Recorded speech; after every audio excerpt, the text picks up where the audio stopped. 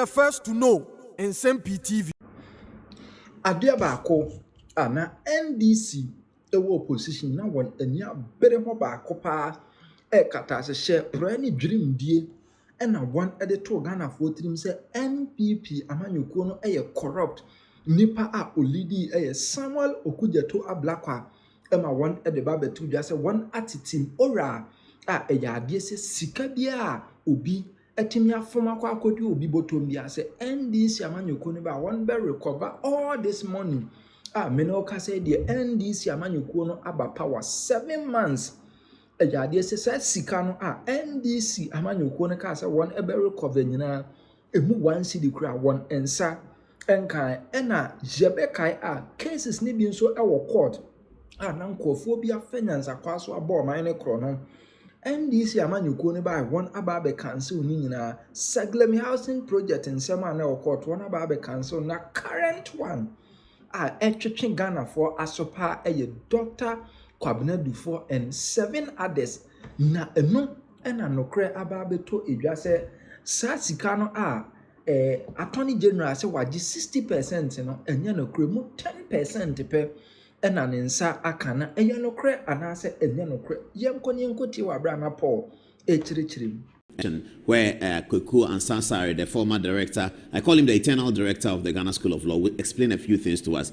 Before then, though, the Attorney General and Minister for Justice, Dr. Dominic Ayeni, yesterday took the platform of the Government Accountability Series and organized the press conference. In this press conference, Dr. Ayeni explained the much talked about nolle prosequi that he entered for the Unibank case. And also, he gave an update on the other things that are happening. But soon after Dr. Ayeni spoke at the press conference, researcher and intellectual giant of Imani, Bright Simmons, had an answer. Well, he had a rebuttal to some of the things Dr. Ayeni said. We'll look at it, and then during the text message, you can tell us what you think. Also, former Attorney General Godfrey Adamni has a fiery response to Dominic Ayeni. Godfrey Adam's article, which you may have seen, has been shared on all the media, will be read here in 1 minute so that we can get a grasp of it. Good evening to both gentlemen. Why do I have Oliver Vomaho here? Okay.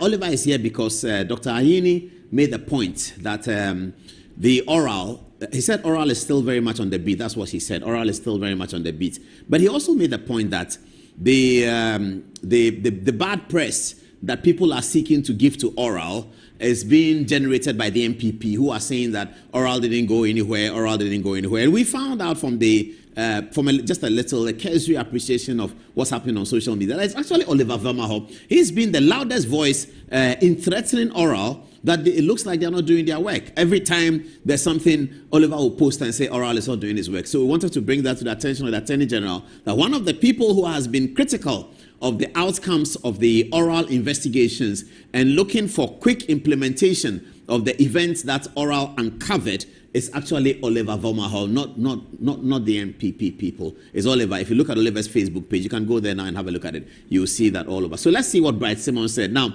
Dr. Ayeni said last week in a press statement explaining that in the nolle prosequi, in the case of Unibank had committed about 60% of whatever the government was looking for from them.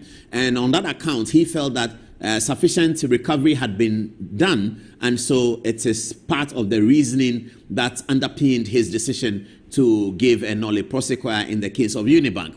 Many people were concerned about if it's 60, where is the 40, During his press conference, Dr. Ayeni explained that the prosecution was going in a certain direction. The case is going in a certain direction that will end either in blue or in red. That as Attorney General, he's prosecuting the case, but he doesn't know where it's going to end. And so if he gets 60%, he will take it, rather than go all the way to the end and get nothing. Dr. Ayeni used the case of Beige Capital, which had also just been announced. Beige Capital's case had just been announced, where the accused persons in Beige Capital had secured a Court of Appeal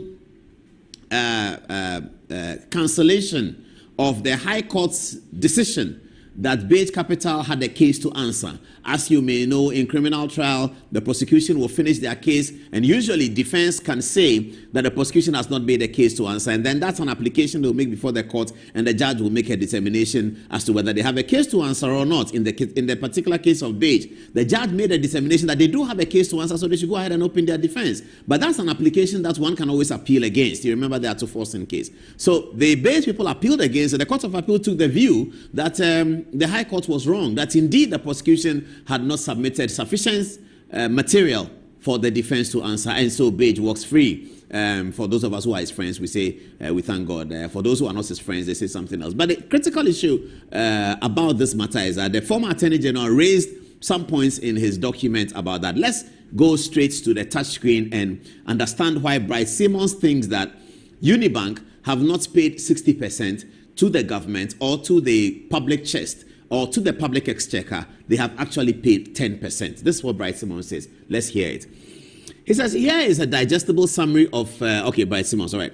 On 22nd July 2025, the Attorney General of Ghana announced a settlement with the owners of the defunct Unibank, effectively ending both criminal prosecutions and civil recovery efforts against them.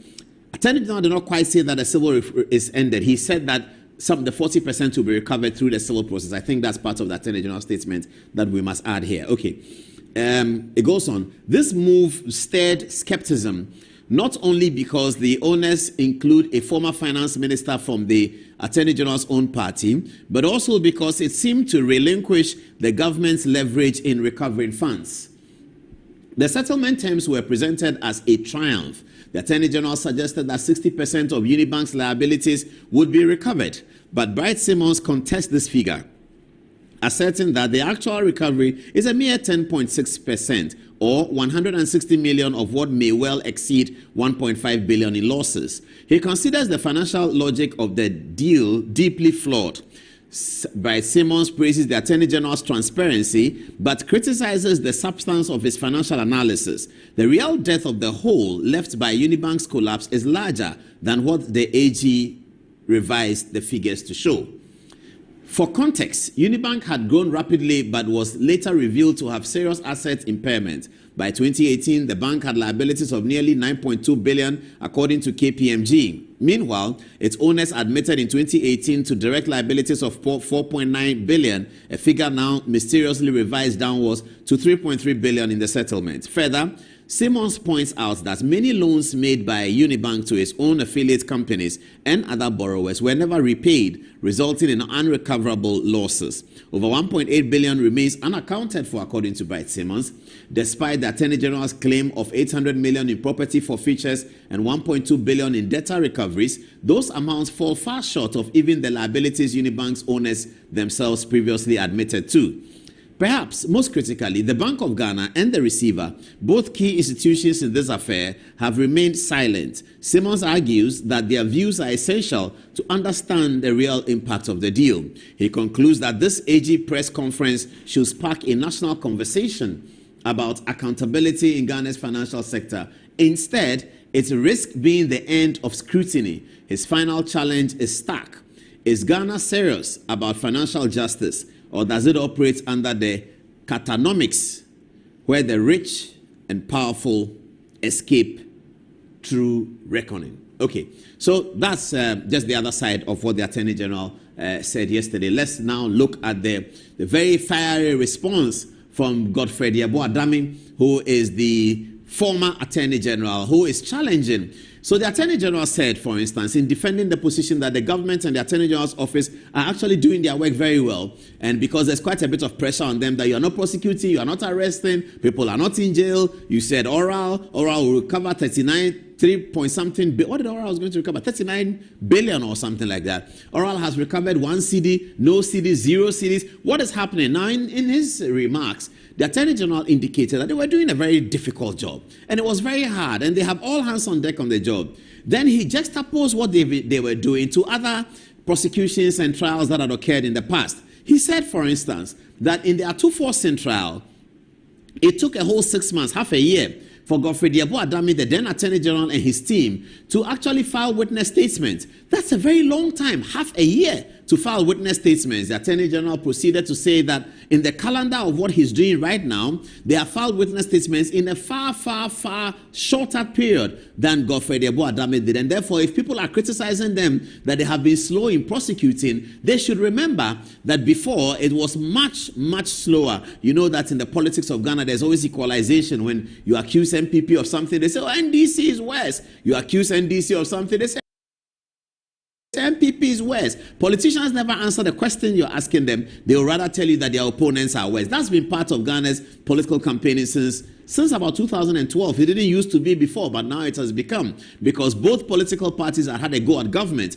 So if you criticize NDC on something they do, they tell you MPP was worse. You criticize MPP on something they do, they say NDC was worse. So it didn't surprise the media yesterday that Dr. Dominic Ayine, in addressing the issues about the allegations that they were being slow, etc., he quickly pointed to MPP and said MPP was worse. You think we are being slow? We are doing this in 3 weeks, 4 weeks. We have filed witness statements. They were filing witness statements. It took them 1, 2, 3, 4, 5, 6 months, half a year before they filed witness statements. That statement made by Dominic Ayine quickly resurrected Godfrey Adame from his quiet law firm and decided to pen down a whole lot of issues relating to the Attorney General's press conference, and this is what Godfrey Adame said. Let's have it on the screen and then we'll read it.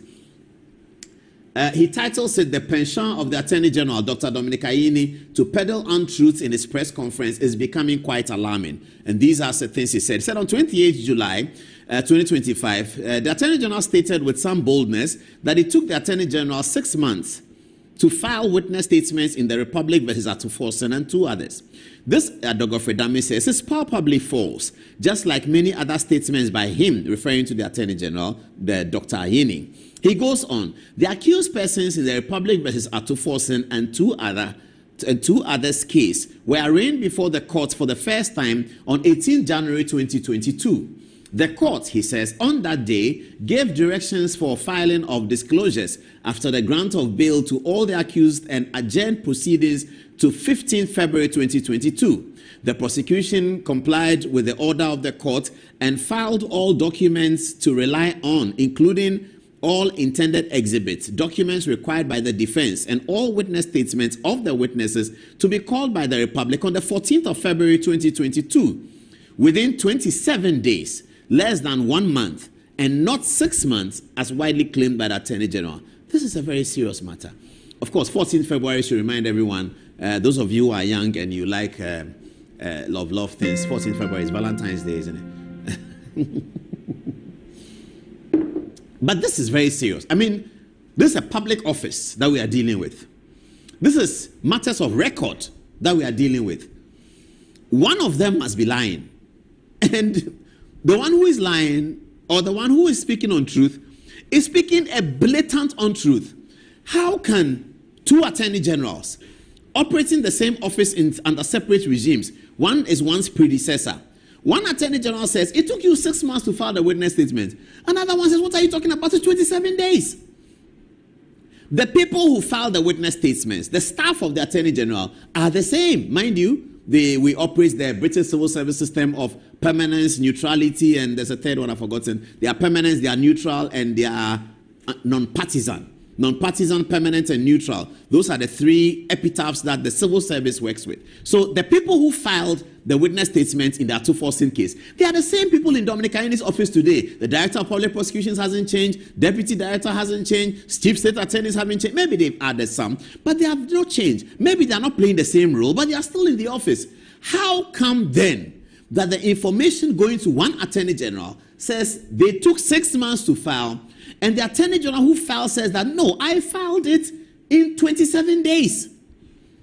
What is happening to our public service? Imani, are you there? Those of you talk about public sector reform. What is happening here? Anyway, let's move on. Godfrey Adame says further, for the sake of banishing falsehood and exposing the ways of the wicked, he says, I'm not sure the word wicked should be used. We take it out. That's Godfrey Adame's word. We don't call anyone wicked. Exposing the ways of other people, will say, I hereby exhibit a copy of the record of proceedings for 18 January 2022 and the process titles documents to be relied on filed by the Attorney General on 14 February 2022. the inescapable reality. So Godfrey Dami says that he's providing the evidence for it. He says he's providing the evidence for it. So I'm sure that the fact-checking people, Fourth Estate, Suleiman Brahima, how are you? Good evening. There's something to fact-check for us. We beg you. Can you please fact-check this and let us know what's happening? Because this is very serious. How can the Attorney General said it took them 6 months to file? And then the other said, oh, no, what's he talking about? 27 days we filed it. The record is the record. What is going on? Anyway, he goes on to say that the inescapable reality of Dominic Ayene's latest and ex post facto rationalization, laden with contradictions and inconsistencies as they are, is that he sought to free his former clients from the clutches of criminal prosecution through the exercise of the power of nolle prosequi. That is the first disclosure he should have made to the public at his press conference. Ghanaians deserve this basic courtesy. 4. Dominic Ayine Dr. Ayine ought not mislead the public into thinking that through some unprecedented genius, he has recovered assets or money for the state. All the assets of the Dufours, Unibank, and related companies, as well as the other persons being prosecuted with them, had already been identified by the receivers of Unibank appointed by the Bank of Ghana. The receiver already had the full list and profile of assets owned by them. Dr. Ayine should indicate to the public when either himself or his team this year discovered any new assets owned by the Dufours. The record will reflect the fact that to date, Dr. Ayine has not recovered a single cedi in the Unibank matter. What he proposes to do, and for which he has already entered nolle prosequi, is to, in future, use some of the assets already identified by the receiver to defray what he has unilaterally determined to be owed by the accused persons. Instructively, this arrangement is not pursued under any law. It is only pursuant to the exercise of Dr. Ayene's power of nolle prosequi. Dr. Ayine thus cannot lay claim to recovering any more assets than what the receiver had already recovered.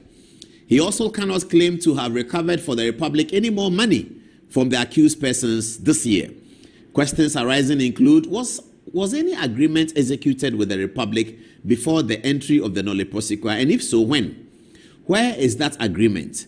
Has any fair and objective valuation of the properties been done? And if so, when?